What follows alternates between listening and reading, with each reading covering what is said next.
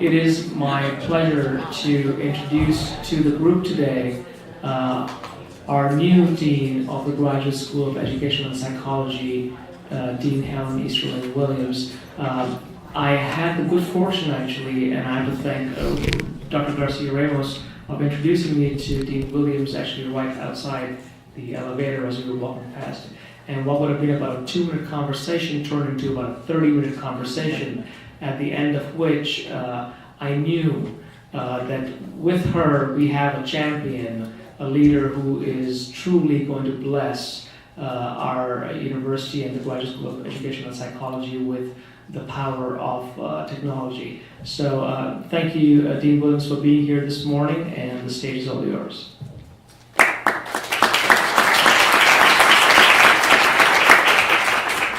Good morning, or shall I say good afternoon.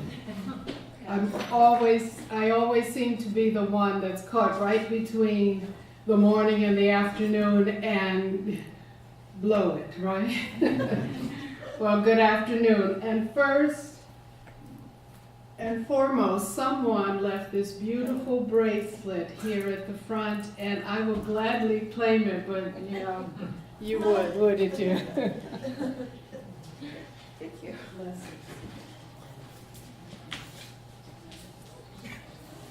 you.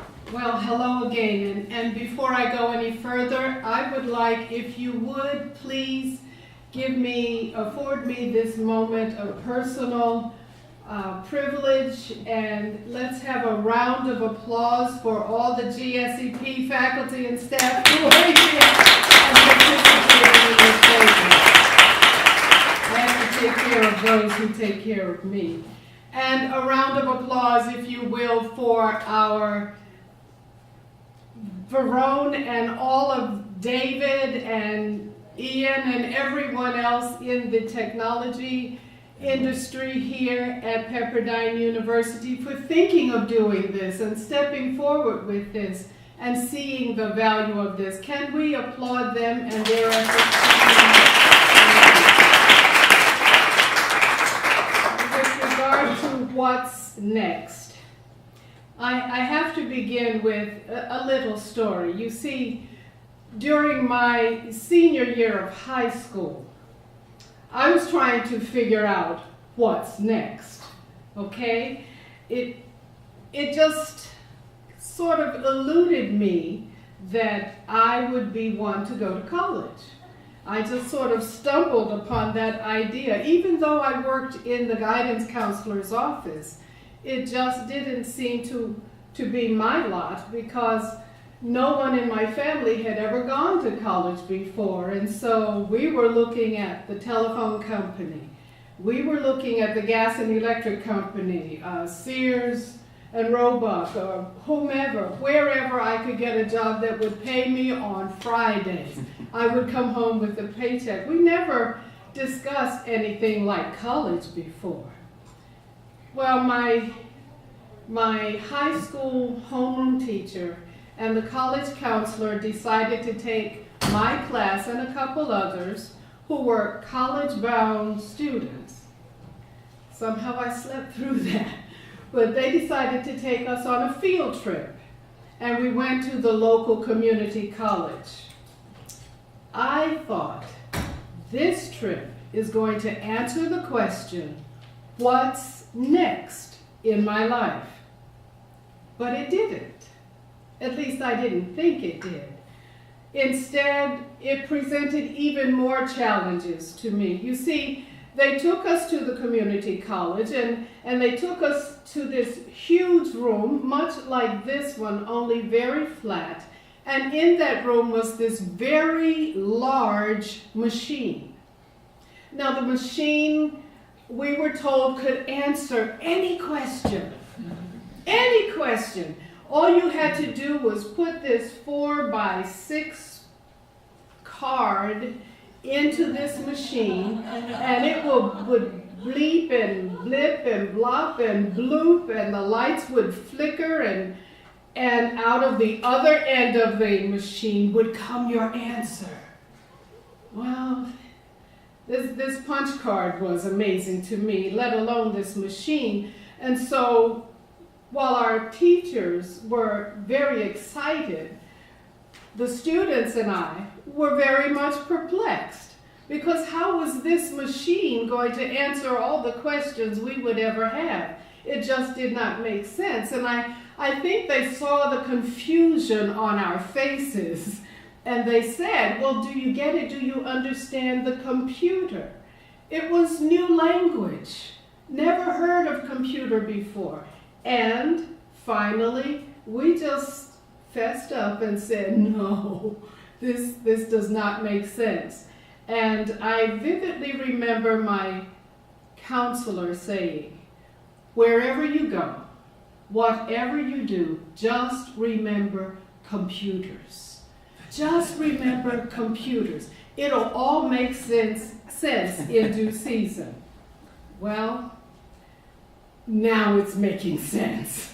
Now it's making sense. Many moons later, it's making sense. Jonathan R. Cole, in his book entitled The Great American University, wrote that, quote, we use products derived from ideas generated at our great research universities countless times a day, whether we realize it or not. You see, computers have literally taken over our lives. Computers are implicit in everything we do. He goes on to list products, innovations, and conveniences that are byproducts of a certain professor or a certain group of professors in our nation's colleges and universities. Products such as the electronic toothbrush, refrigerators and compressed gas, food preservation, artificial insemination, scientific breeding and genetic coding, all of which had their beginnings in the research university. He listed the Richter scale, the public opinion poll, antibiotics, Gatorade, University of Florida, Gatorade, hip replacement surgery, ATM machines, laser technology. He cites the correlation between computers and congestion pricing, mathematics, and investment algorithms, the internet, the efficiency of shopping and storage systems, and with barcodes. All of it generated from the research universities. As we march through our daily lives, we are all continually enjoying the benefits of discoveries made at our great universities. The universities play a huge role in bringing all of these inventions and discoveries into our daily lives, but they do not do it alone. You see, the research conducted at our universities is part of a larger national system of innovations. That system is essentially a social system for producing and applying new knowledge. It is a complex network of affiliations, collaborations, associations, and formal relationships that includes our universities. It includes our government agencies and laboratories, and it includes the private sector, including the nonprofit research sector. Each entity plays a critical role in enhancing the overall stockpile of knowledge that we possess, and it plays an integral role in bringing it piece by piece into our daily living. But we have to understand that this will not end anytime soon. This continues. No matter what happens in our economy, no matter what happens in our society, these relationships will go on. It is perpetual. There's a lot at stake with regard to these relationships.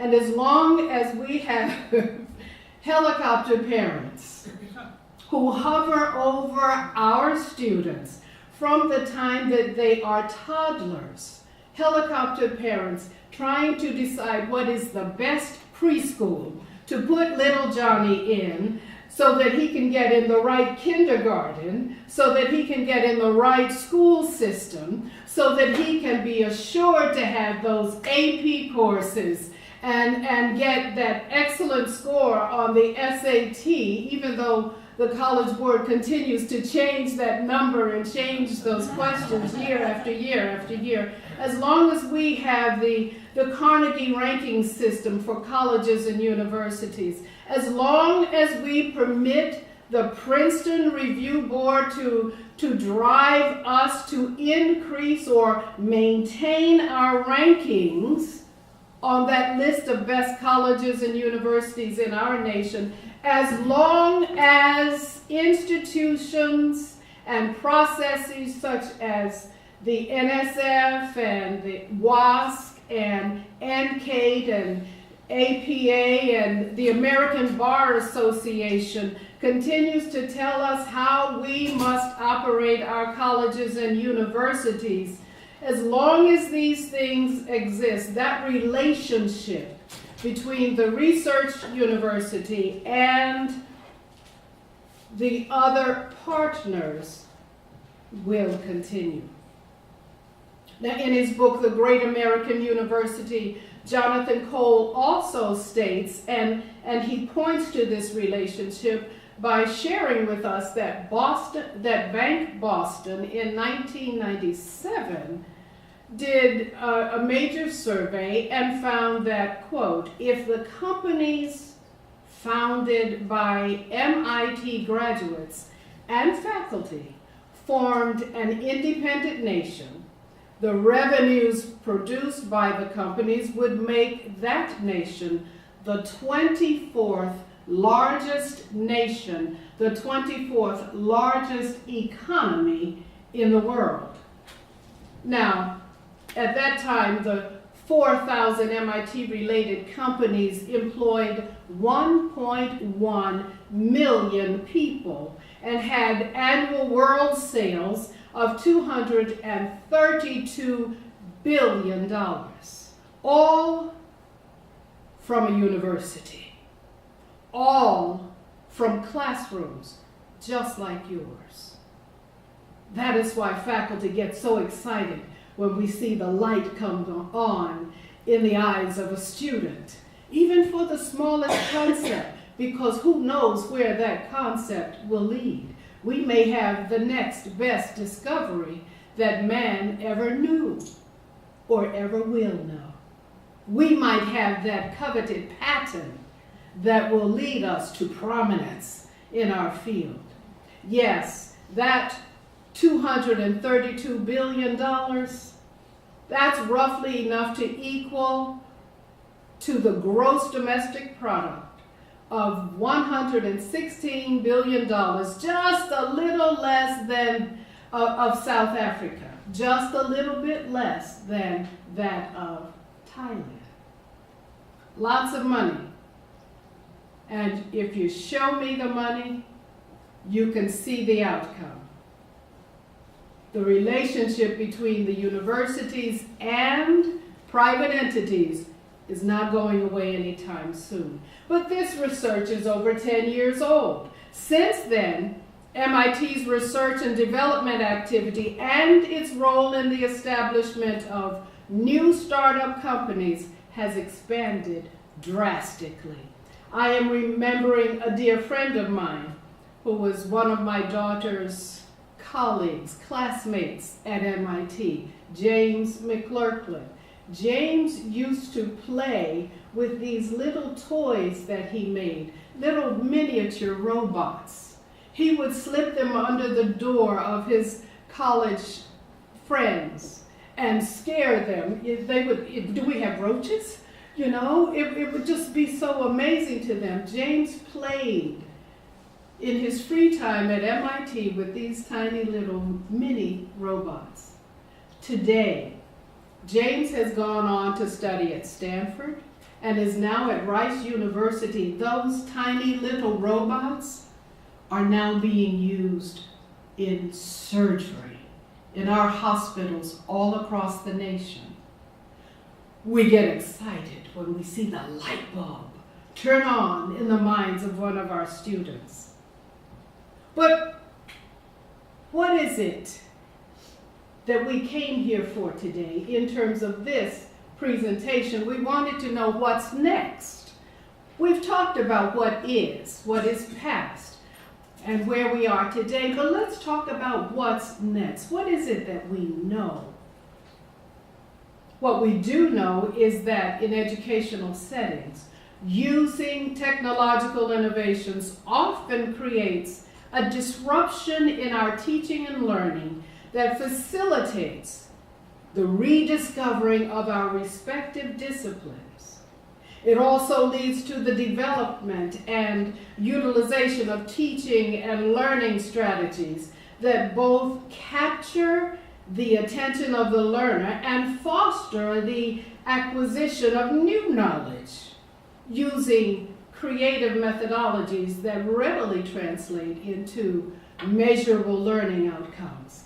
Can you tell that I just left a presentation about accreditation, assessment, student learning outcomes? It's here. It's in everything we do. But that's what technology does for us. It creates a disruption in our teaching and learning that facilitates all these different parts of our academy. Well, to give you some insight into that, let's play a video for you. And while we key up this video, I will say that according to Kyle Bowen, Director of Education Technology Services at Penn State University, past technology focused on new forms of content delivery is our creations. But where is it pointing us to? Where are we going with it? What are the next steps? Well, he has 4 big ideas for what's next. And I must say that he put this in EDUCAUSE magazine. Can you all see? I hope you can. And I hope it plays well for you. What we're looking at right now is a change or a shift in terms of the types of technologies that are being brought to bear in the teaching and learning space. Past technologies have really focused on new forms of content delivery or new forms of creation. What we're beginning to see is this emergent concept of logistical technologies that really change the logistics of how learning is delivered. The challenges around issuing of grades and the use of transcripts as a way to recognize learning don't really provide the fidelity that you can get, that this technology will allow us to have. And so what that means is that as students begin to develop their skills and learn new competencies, they can share those with future employers or with others inside of their environments. And so what this does is it creates a new paradigm by which we can begin to credential our students and really begin to recognize learning as opposed to just measuring seat time.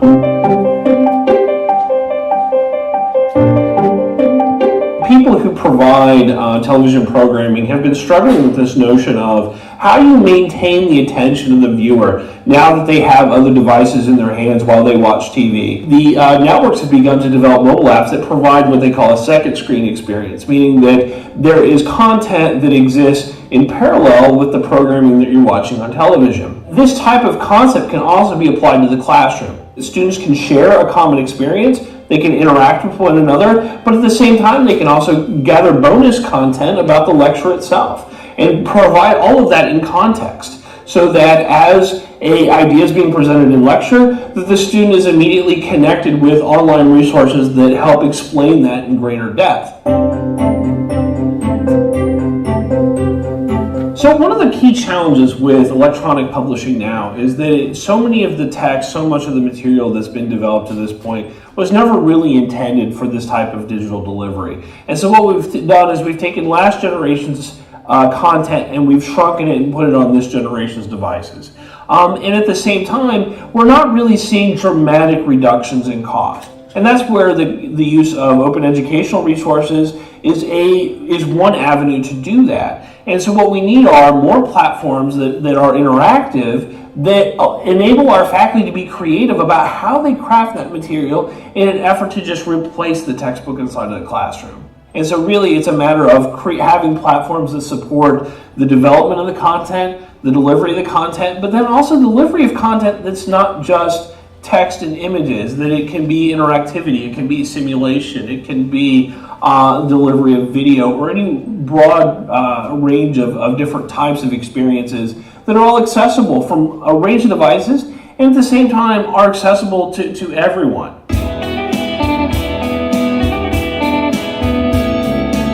Analytics have largely been focused to this point on looking at students who are at risk in these kinds of applications of analytics, and those are very important and are very successful. What we can begin to look at is how can the same kind of information reinforce how students interact with one another.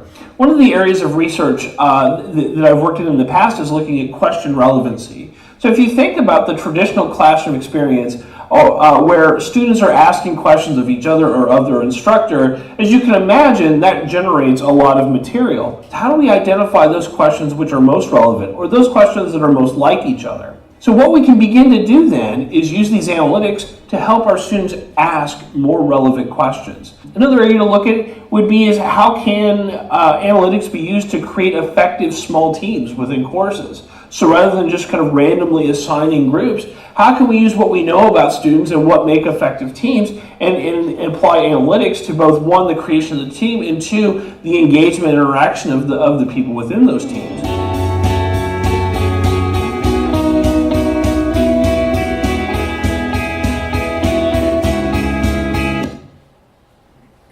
And so, these 4 topics we can discuss all day, every day. Open badges, what does that do to our transcripts, the value of our transcripts? We can talk about the electronic publishing. What does that do to our institution? The second screen, we know, and if we're honest, that we sit in class and we present, and students are shifting their iPads and their cell phones, and they are finding information. And some of us will say that the most annoying student is the one that will say, yo, but professor, I just found out, and make a statement contrary to what you have just made in the classroom. How do we gather all of that together, harness it, and make it part of the learning, the teaching and learning process? Analytics. You know how you go online and you find something that you'd like to purchase. They tell us the internet has been dummied down to catalog shopping. You go online and you find something that you like and you order it. The next thing you know, advertisements from that store and stores like it, associated with it, pop up on your screen all the time. They're learning from your use of the internet. Why don't we apply that same technology to the teaching and learning process? That's what's next, according to Mr. Kyle. Now, lest I bore you even more and keep you away from lunch too much longer, let me hasten to give you these 3 final points. These are on what I think are a more tangible level. First, we do know that the future of technology in education must focus on the curriculum and instructional strategies. In particular, I point to you this morning, Linda Poland, I bow to you as we go further, in his book, Grown Up Digital, How the Next Generation is Changing Your World. The best-selling author Don Tapscott wrote these words regarding young Joe Oshina, 22-year-old student at Florida State University, as they discussed the 21st century university. Don Tapscott wrote, quote, "I was so impressed with O'Shea that I offered him a ride on the plane I have chartered for the day. It had been a very sad year for him. Both his parents had passed away.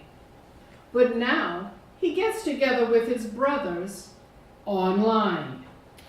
They play video games online.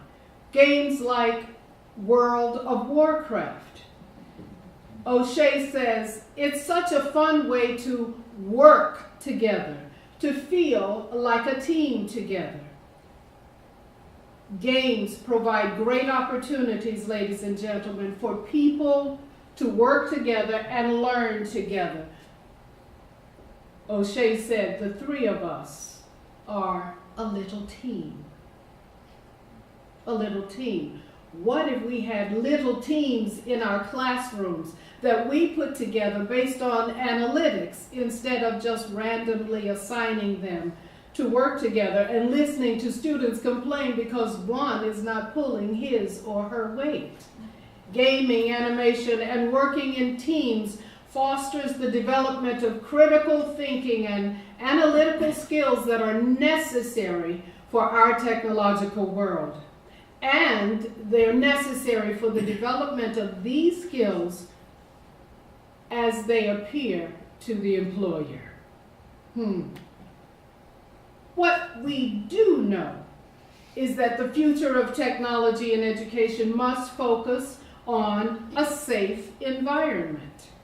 For instance, the Ebola disease is wreaking havoc on our world. It is reported that there are only 19 beds in 4 biomedical containment units in all of the United States. 19 beds, ladies and gentlemen.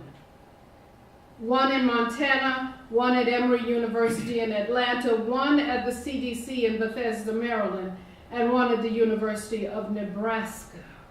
What happens if we have a breakout in Malibu? We've tried countless times, year after year after year, to cure the common cold, to cure the flu. When students go to kindergarten, they always bring a present home to mommy and daddy. We have not cured that yet. We need safe environments. So I say that to say that recently I dreamed of a choker necklace. I dreamed of a choker necklace with my initial on it. And every time I went to a space, yes, I was preparing my presentation, and so it was in my dreams. Every time I went to a space and germs came to me, bacterial germs, any kind of germs came into my presence, my initial would light up and scan my body and destroy all of the germs. Sounds weird. But when we watched the Jetsons on television, it seemed weird. But look at it today. We must provide a safe environment for our students in which our students can learn. What we do know is that the future of education and the type of technology in education must focus on facilities. And I'm going to ask David if he will share the next video, the final video I have for you. While he's doing so, I will share that I had a recent conversation with Jonathan C. We all know Jonathan C. And Jonathan shared with me that the technology in our classrooms and in our conference rooms is antiquated. 6 to 7 years old.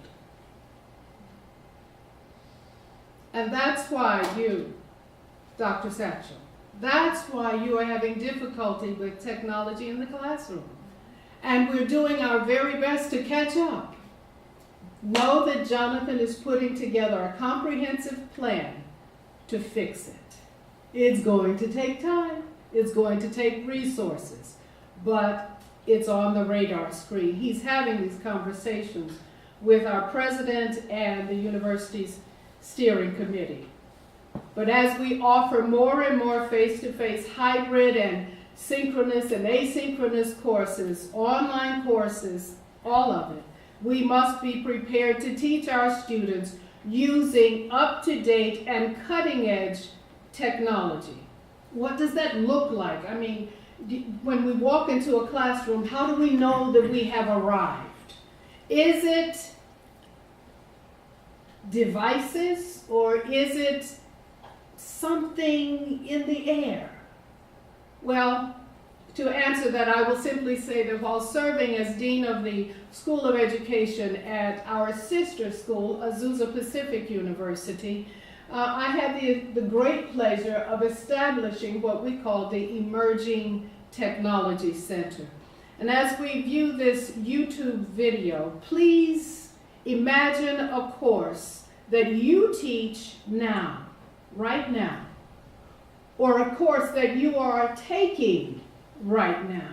Imagine the course and imagine it being held in this kind of facility. Consider the possibilities. Welcome to our Emerging Technology Center. Come on in, let me show you our new space. This technological environment is designed to complement and facilitate 21st century teaching and learning for our digital natives and digital immigrants, our children, the future citizens and leaders of our world. Why don't you explore for yourself and discover the many exciting ways technology can undergird our tried and true curriculum. Using our 60-inch screen, we can use video conferencing to connect with students and colleagues at our 7 regional centers, or at any other location that has wireless connectivity. Here, Skyping allows a colleague to attend a session in real time without ever leaving her office. This discussion, but she is joining us on Skype. Good morning, Gay. Good morning. Our podcasting station makes anyone and everyone a movie star. Students can create and post video presentations of their book reports, record a scientific experiment, or recite the Gettysburg Address for a history class. Shot with a green screen in the background, a picture can be inserted to simulate any desired setting. Professors can record and post online video messages for their students. Primary language is the first. The traditional classroom with assigned seating is passé. This digital classroom is a dynamic, multifunctional space that promotes active learning. Having all the furnishings on wheels allows us to reconfigure the room at will, and the movable floor tiles permit us to put electrical outlets wherever they are needed. With a bank of 30 laptop computers, some iPods, iPads, digital responders, digital cameras, and other state-of-the-art technology, students and professional educators at all levels are able to experiment with technology. The starboards and smartboards connect with the computer, enabling them to manipulate and interact with their content. This makes education fun, exciting, and profound. Education today and for the future must be interactive, stimulating, tactile, and convenient. It must captivate the minds and bodies of both the teacher and the learner in the classroom and all over the world. At Azusa Pacific University, we are preparing to meet the challenges of an emerging world that is yet to be discovered. And so, whether it is instructional designs, instructional strategies, a safe environment, or the facilities, we know that there's some things with regard to technology that we must do. We can see that there are places we still have to get to here at Pepperdine and in other institutions. Now, we do need to realize that we all cannot get there today. It is a process, and it does take time. But while we're getting there, let's remember that while I was in my senior year of high school, and I did have questions, what's next?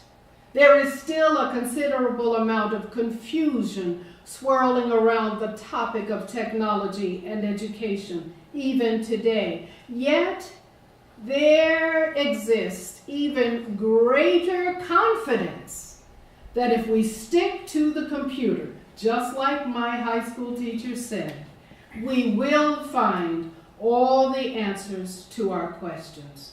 We do know that the future of education and type of technology in education must focus on open badges, electronic publishing, analytics, gaming, facilities, instructional methodologies, and the learning environment. But I contend, ladies and gentlemen, that there is an even greater knowing. It is the knowing that these technological inventions and the research around it must be couched in the moral standards that protect us and lift us as a civilized nation. As Christians, as professors and students at a faith-based institution, we stand as the moral compass of our nation and of our world. We must not sit idly by and let the evil in our world corrupt that which is meant for our good. We must rise to the challenge, knowing that the finished work of the cross gives us victory. We may not be instructional technologists, or we may not understand the complexities of binary codes and sophisticated computer languages, but let's face it, come on now, we are regularly baffled by PeopleSoft. We are regularly baffled by Chronos. We hear adjunct faculty not wanting to work with us anymore because of Chronos. We may not have all of this together, but we are in a position of responsibility as members of a Christian community. We do know that we must let our lights so shine that others will see our good works and glorify in the Father. It is our responsibility to take what the world means for bad, couch it in the righteousness of Christ. And only in doing that will we truly find out what's next. I thank you for your time, and I thank you for your attention, and I apologize for keeping you from lunch. Amen?